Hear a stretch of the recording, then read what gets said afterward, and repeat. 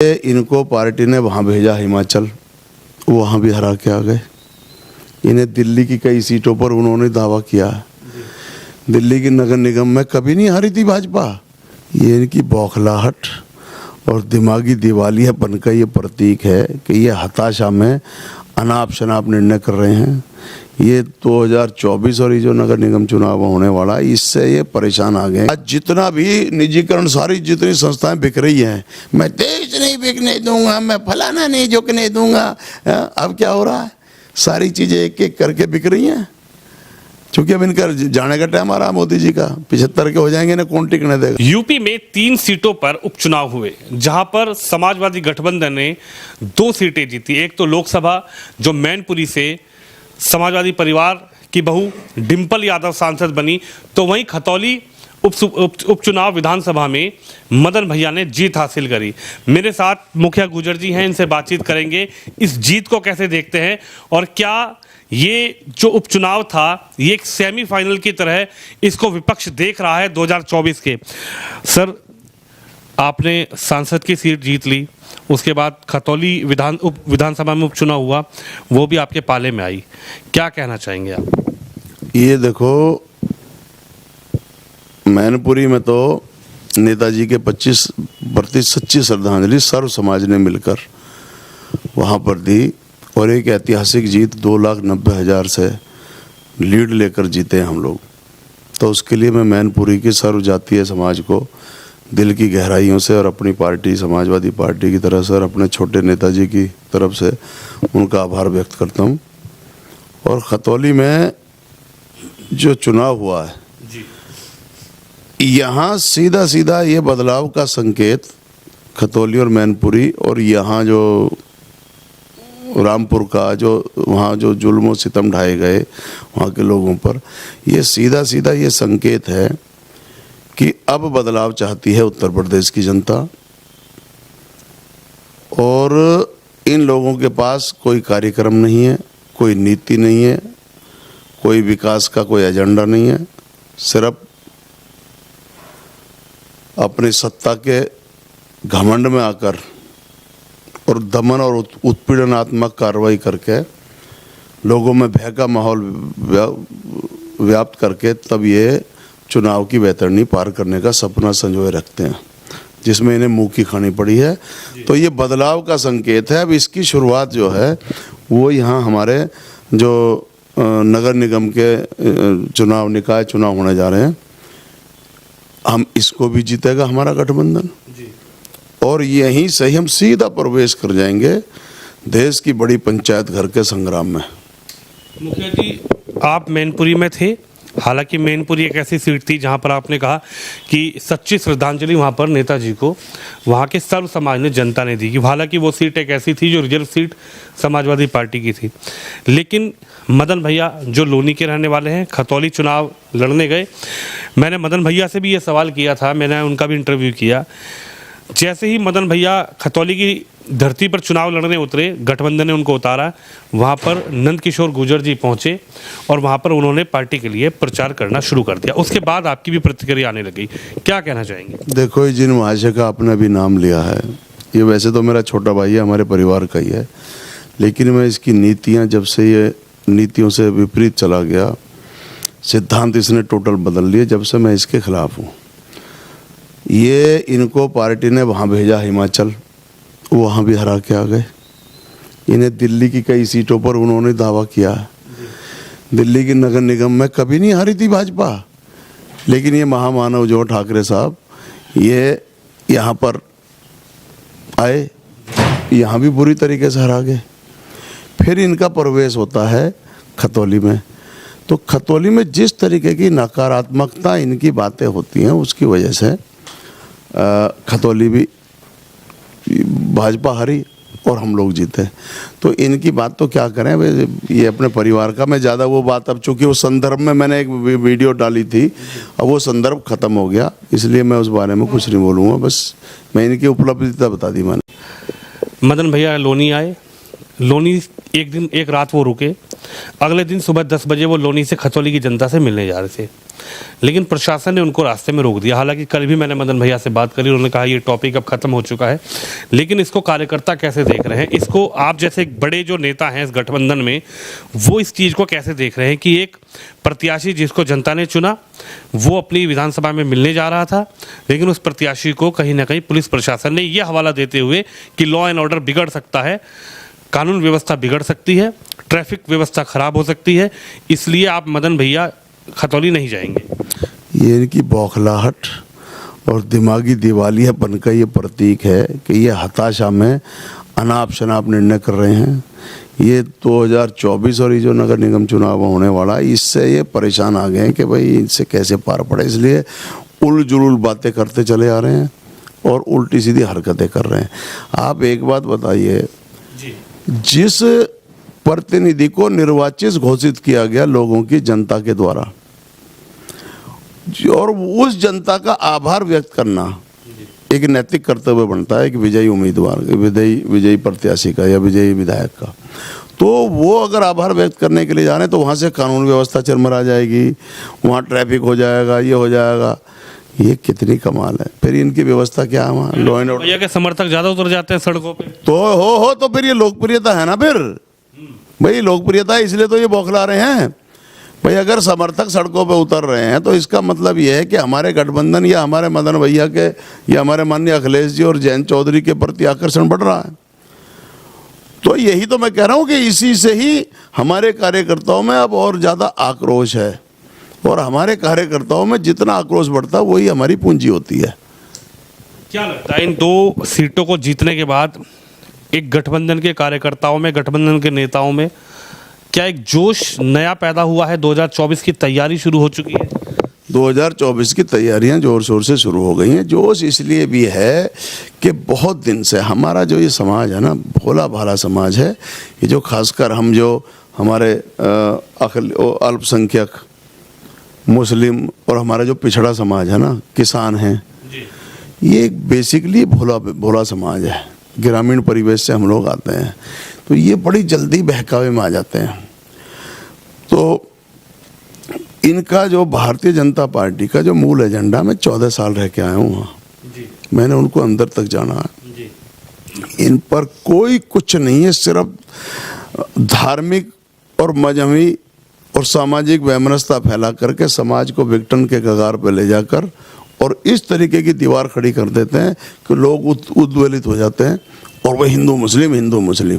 हमारा नारा सबका साथ, सबका विकास, सबका विश्वास। ये शब्दों के साथ खिलवाड़ करना, शब्दों का जितना दोहन ये कर सकते हैं, इनसे ज़्यादा कोई नहीं जानता। ये ऐसे ऐसे शब्द बोलते हैं। जब मैं बीजेपी में था तो जो ये बोलते थे तो मैं उसको डिक्शनरी में ढूंढता था कि यार इस शब्द का मतलब क्या है, ऐसी ऐसी भाषा, ठीक है ना। तो ये ढोंगी हैं। मैं कह रहा हूँ कि इनके जितना झूठा कोई नहीं है। तो मैं ये कहना चाह रहा हूँ कि हमारे लोग समझ रहे हैं। 750 लोग हमारे मारे गए हैं किसानों के, आपको पता। और सबसे बड़ी जो आज राष्ट्रवादी मेरी जाति बन रही है ना, ये जो गुजर राष्ट्रवादी और हिंदुत्ववादी जो बने नए, इनको इतनी भी अकल नहीं है कि तुम्हारे 72 बेटे सड़कों पे मार दिए राजस्थान में, और वो आरक्षण आज तक भी नहीं मिल पाया। आज भी 9वीं अनुसूची में नहीं डाला भारतीय जनता पार्टी वालों ने केंद्र सरकार में। तो ये भूल जाते हैं। हमारे पूर्वज हुए जिन्होंने 50 वर्षों तक शासन किया अखंड भारत में, सम्राट मीर भोज, उनके मुंह पे कालिक पोती गई। आप वहाँ पर गवाह थे। मैंने 14 वर्षों में उस पार्टी को छोड़ दिया, और जिन्होंने इशारे पर वो मूर्ति में कालिक पुतवाई गई मुख्यमंत्री जी, उनके खिलाफ मैंने बोला। तो ये उसको फिर मैंने कहा कि मैं यहाँ रह नहीं सकता अब, और मैंने अपने घर वापसी की। उसके बावजूद भी अपने बेटों का गला काट करके और भाजपा के लोग जिताए हमारी बिरादरी ने। तो ये मूर्खता नहीं तो और क्या है। मैंने बीए में पढ़ा था कि हमारा जो लोकतंत्र है ना, ये मूर्खों का भी तंत्र है। तो हमारा ये समाज जो भोले भाले ये मूर्खों वाली हरकतें कर जाते हैं। इसलिए हम बिना मांगे जो समाज लोकतंत्र में वोट देगा उसका हश्र यही होगा। मैं और मदन भैया आमने सामने चुनाव लड़े, लेकिन मैंने वहाँ मैनपुरी होते हुए उसके बावजूद भी मैंने मदन भैया के लिए अपील की। तो ये बिरादरी में इतना जरूर है कि अगर चुनौती कोई दे दे या सामने कहीं मान प्रतिष्ठा की बात आ जाए तो वहाँ मेरा समाज खड़ा हो जाता है। फिर तो इसलिए इनको बहकाया जा रहा। बोला अब इनके बड़े स्टार प्रचारक आए तो थे, 1 दर्जन स्टार प्रचारक बुलाए इन्होंने, वहाँ उन पर सब पे पथरा हुआ, गांव में घुसने नहीं दिया गया, भगा दिए। अब क्या हुआ? और हमारे साथ अब मैंने कल माननीय राष्ट्रीय अध्यक्ष जी, माननीय छोटे नेता जी अखिलेश यादव जी कल मेरे आवास पर आए थे शोक प्रकट करने मेरी माता जी का, तो मैंने वहाँ पे बातें करी उनसे। तो वो अब हम लोगों का नेतृत्व उभारने की बात सोच रहे हैं। पहले हमारा समाज बदनाम कर दिया हमारे समाज के जयचंदों ने, जिसको राज्यसभा दी मेरी पार्टी ने, वो डर के मारे भाग गया, भाजपा ने डरा दिया। कहीं ईडी, कहीं सीबीआई, कहीं पुलिस पीछे लग जाती है, कहीं कुछ लग जाता है जांच के नाम पर। अब वो बेगी बिल्ली उसको बना दिया। एक शहर और है पार्लियामेंट में जो समाज की बात उठाता, मलूक नागर, उसके यहाँ छापे, तो वो भाग गया सुरेंद्र नागर राज्यसभा लेके। जो जिसको एमएलसी बनाया, मिनिस्टर बनाया राम शकल, वो भाग गया धोखा देकर। ये भाटी जी बहुत बड़े वो बनते हैं, नरेंद्र भाटी, इनको मिनिस्टर बनाया, एमएलसी बनाया, जब चुनाव नहीं जीते वो भाग गए। और हमारे समाज में सबसे भले नेता हैं वीरेंद्र सिंह, जो 9 बार विधायक बने, मिनिस्टर बने, वो भी डरा दिए, जबकि बहुत भले इंसान है, उनका कहीं कुछ ऐसा नहीं है कि जिसमें दिक्कत। तो एमएलसी यार, एमएलसी हमारी, चूंकि पहले हम बना चुके थे, वो छोड़ गए। एमएलसी इसलिए बनाया ना, जब मुंह पे काली पोती में सड़कों पे था, वो एमएलसी बना दिए, लेकिन वो भले हैं। तो मेरा मतलब धोखा दे करके सब भाग गए डर के मारे, क्योंकि ये लोग तो सीधा शिकंजा कसते हैं ना। मायावती किसकी कैद में आज? मायावती भाजपाइयों के घर में रह रही है। वहाँ मायावती भी 2 दिन पहले ट्वीट कर रही थी आपकी पार्टी के लिए। क्या वो ये कह रही थी कि कहीं ना कहीं सांठगांठ हुई है, इसीलिए रामपुर हराया है। उसको इन चीज़ों का बड़ा अनुभव है सांठगांठ का, क्योंकि वो आजकल सांठगांठ में। लेकिन आज क्यों नहीं पता उन्हें कि जो बाबा साहब भीमराव अम्बेडकर जी ने जिस दलित समाज में जन्म लिया और उन्होंने इस राष्ट्र का निर्माण किया संविधान लिख के, उसमें दूसरा नेता पैदा कर दिया इस समाज ने। मायावती जी वो जो नोटों के कोठे भरे पड़े हैं ना इनके, उसकी चौकीदारी पे बैठी है यूँ बस इनको हाथ मत लगाना है भाजपाई हो, बाकी तुम जो मर्जी लूट लो, समाज चाहे भाड़ में जाए। आज आरक्षण खत्म किया जा रहा, आज जितना भी निजीकरण, सारी जितनी संस्थाएं बिक रही हैं, मैं देश नहीं बिकने दूंगा, मैं फलाना नहीं झुकने दूंगा। अब क्या हो रहा है? सारी चीजें एक एक करके बिक रही हैं, क्योंकि अब इनका जाने का टाइम आ रहा मोदी जी का। 75 के हो जाएंगे ना, कौन टिकने देगा। अच्छा एक बात बताइए, खतौली में चुनाव हो रहा था, राकेश टिकैत जी कहाँ थे? राकेश टिकैत जी का तो वो ही बताएंगे वो कहाँ थे, लेकिन की बात तो हुई होगी। इसके बाद मुझे राकेश टिकैत जी नजर क्यों नहीं आए वहाँ पे? किसी ये हमारे परिवार का बड़ा नाम है टिकैत, महात्मा टिकैत के परिवार में हम जन्मे हैं, और वो किसानों की आत्मा है, वो राजनीतिक लोग हैं, तो इसलिए शायद वो नहीं आए होंगे। मेरी तो खैर इस बारे में बात नहीं हुई, लेकिन हम सब एक हैं, पूरा किसान परिवार, हम सब एक है। चंद्रशेखर के आने से क्या आपकी गठबंधन को मजबूती मिली? चंद्रशेखर जी, मैंने अपने छोटे नेताजी को कहा था कि मैंने कहा आपने इन्हें गठबंधन का हिस्सा पहले बनाना चाहिए था, लेकिन आज कल मेरी बात हुई है तो वो सहमत हो रहे हैं। कह लगे ठीक है, कह लगे यार वो उल्टी सीधी मांगे शर्तें रखते हैं, इसलिए जो मैंने ध्यान नहीं दिया। लेकिन मैंने कहा इस तरीके की तमाम बिरादरियाँ जो दलित, पिछड़े, किसान, अल्पसंख्यक हैं, मुस्लिम, ये मैंने कहा सबके ऊपर डंडा चल रहा है भाजपा का, तो मैंने कहा इनको गले लगाओ। समाजवादी का मतलब तो यही है कि भाई सब समाज, सारा जितने भी हैं सब उनको गले लगाओ जिनके साथ दिक्कत है। तो अब चंद्रशेखर जी को हमारे गठबंधन का हिस्सा होना चाहिए। 2024 में क्या मुखिया गुजर किसी लोकसभा से नजर आएंगे चुनाव लड़ते? अब देखो, ये तो मेरी पार्टी जैसे करेगी। आज से 26 साल, जब मैं कुल 25 साल का था, तो मैंने जब पार्लियामेंट का चुनाव लड़े 2-2 और बहुत अच्छा वोट लेकर के मैं दूसरे नंबर पर रहा दोनों बार, तो मेरा चुनाव लड़ने का नहीं, मैं सड़क से लेके संसद तक की लड़ाई लड़ता रहता हूँ। अगर पार्टी का आदेश होगा, अभी अचानक आदेश हुआ, वहाँ 1 लाख वोट लेके आ गया मैं 15 दिन में हसनपुर से 42 नंबर। अब लोकसभा कहीं कहेंगे तो फिर मैं तो तैयार हूँ, और नहीं कहेंगे तो कुछ नहीं, मैं तो अपना झंडा लेके चलता रहूँगा अपने नेता माननीय अखिलेश यादव जी का। एक आखिरी सवाल आपसे मुखिया जी ये है क्या तस्वीर 2024 की नज़र आ रही है इन जो इस उपचुनाव के बाद? क्या 2024 में अगर मैं गठबंधन का प्रत्याशी जानना चाहूं, प्रधानमंत्री का कैंडिडेट कौन होगा? क्योंकि हर बार राड इसी पर हो जाती है। देखो, मेरा कद इतना बड़ा नहीं है कि मैं अभी आपको ये बता दूं। ये पसंद तो कोई भाई ठीक है, नहीं, मेरी पसंद तो मेरे नेता माननीय अखिलेश यादव। सारा विपक्ष मिलकर के, नौजवान भी है, युवा भी है, और बहुत साफ सुथरे, बहुत पढ़े लिखे, बहुत इंटेलिजेंट, तेज तर्रार, और सबको गले लगाकर सबकी हमदर्दी करने वाले हैं। तो मेरे अखिलेश यादव जी को प्रधानमंत्री का उम्मीदवार बनाओ। और पूरे देश के अंदर मैं तो ये कहना चाहता हूँ कि आज ये एक्सपोज होते हुए जा रहे हैं भाजपा। जितने भी वादे करें, कोई पूरा हुआ हो तो मुझे बताओ, लेकिन मीठे के चाशनी में ऐसे बोलेंगे शब्दों को कि लोग बस उसे शब्दों को चाटते रहेंगे इनके, और बस मिठाई उसकी वो देखते रहेंगे, रिजल्ट कुछ नहीं आएगा।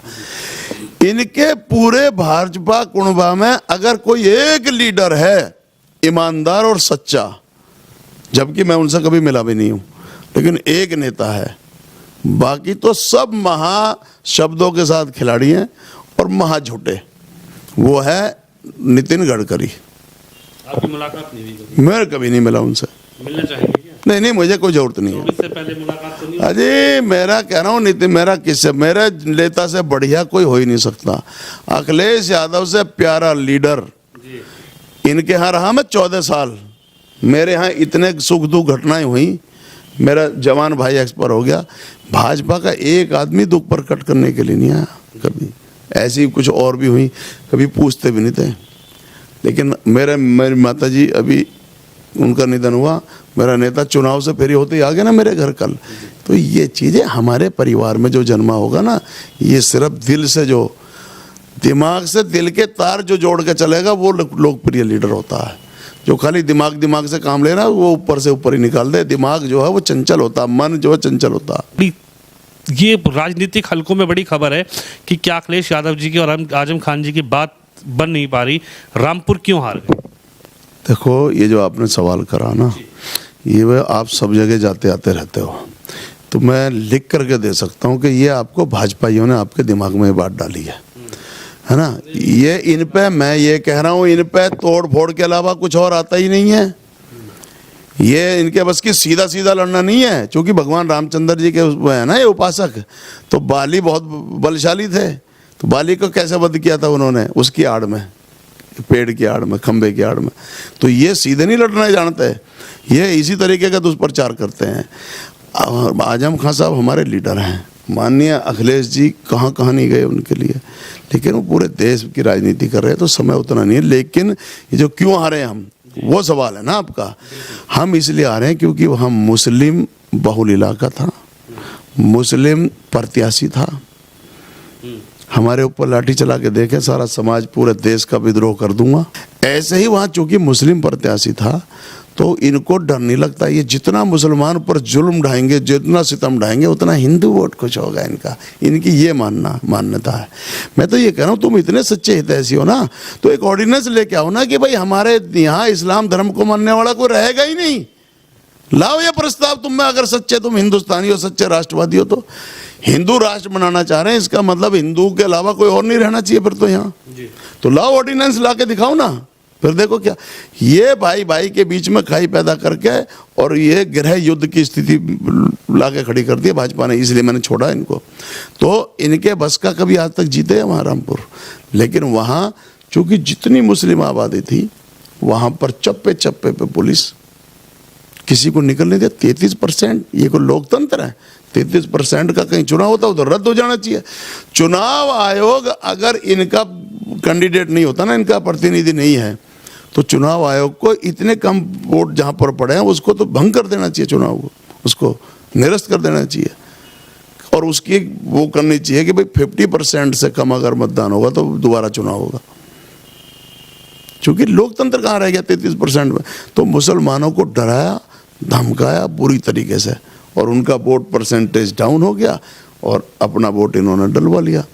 सारी मशीनरी चुनाव आयोग इन्हीं की तो मशीनरी थी। पुलिस, पूरा चुनाव तो पुलिस लड़ रही थी, वो हम हार गए, वरना हम तो तीनों जीत रहे थे। यहाँ इनकी चल नहीं पाई, क्योंकि यहाँ हम लोग बैठे हैं ना लठैत। तो ये मुखिया गुजर जी से मेरी खास बातचीत थी और जिस तरीके से 2 सीटों पर इस बार उपचुनाव में एक बड़ी जीत हासिल करी है, उसे मुखिया गुजर जी का ये कहना है कि कार्यकर्ताओं में जोश है और 2024 से पहले एक बड़ी तस्वीर निकल कर आई है और 2024 में जो तस्वीर निकल कर आएगी हो सकता है कि 2024 में फेरबदल देखने को नजर आए। कैमरामैन तुषार के साथ विनोद शर्मा, दिल्ली से।